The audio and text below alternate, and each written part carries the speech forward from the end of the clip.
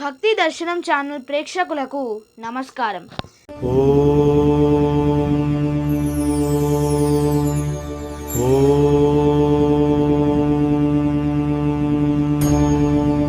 భూమి మీద మానవ జన్మ ఎత్తిన ప్రతి ఒక్కరికి కూడా మొదటి గురువు, మొదటి దైవం ఎవరు? తల్లి. అవునా కాదా? అందుకే మన పెద్దవాళ్ళు ఏం చెప్తారు? మాతృదేవో భవ, పితృదేవో భవ, ఆచార్య దేవో భవ, అతిథి దేవో భవ. మరి అలాంటి తల్లిదండ్రులకు మనం ప్రతినిత్యము కూడా నమస్కరించాలి. తల్లిదండ్రులకు నమస్కరించిన తర్వాత దేవుడికి నమస్కరించాలి. తల్లికి నమస్కరిస్తే ఏమవుతుందో మీకు తెలుసా?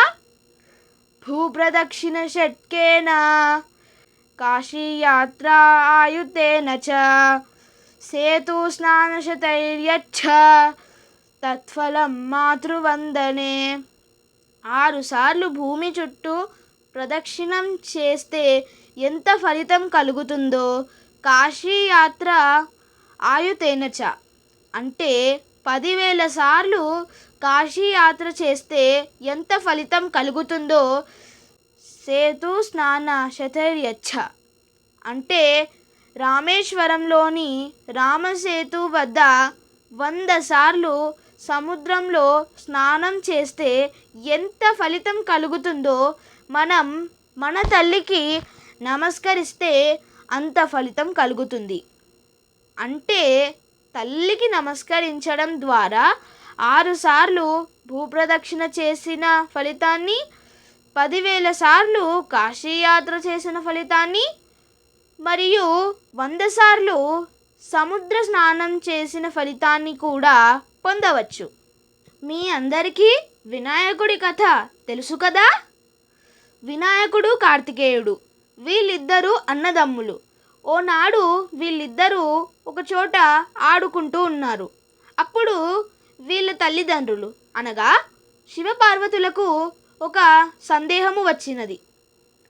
గణనాయకుడిగా ఎవరిని ఎన్నుకోవలను అని వారికి సందేహముగా ఉన్నది. అప్పుడు నారద మహర్షి వచ్చి ఒక ఉపాయం చెప్పాడు.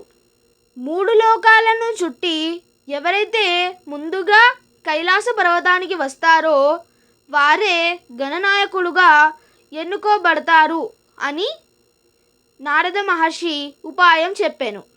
అప్పుడు గణేశుడు, కార్తికేయుడు ఇద్దరు పోటీకి సిద్ధంగా ఉన్నారు.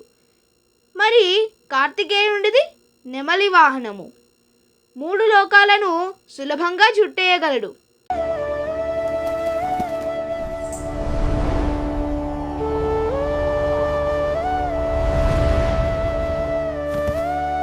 కానీ గణేశుడిది ఎలుక వాహనము, ఎలా చుట్టగలడు? గణేశుడు సందేహంలో పడ్డాడు. తరువాత గణేశుడికి ఒక ఉపాయం తట్టింది. గణేశుడు ఒక నది దగ్గరికి వెళ్ళి స్నానం చేసి శివపార్వతుల దగ్గరకు వచ్చి వాళ్ళ చుట్టూ 3 ప్రదక్షిణములు చేసెను.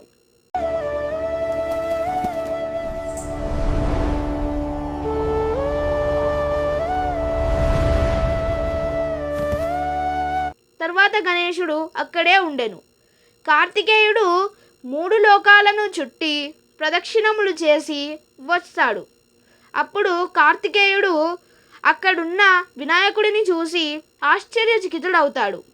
అప్పుడు కార్తికేయుడు ఇలా అడుగుతాడు, అన్నయ్య, నువ్వు చివరి స్థానంలోనే ఉన్నావు కదా, మరి అప్పుడే నాకంటే ముందుగా ఎలా వచ్చావు అని అడుగుతాడు.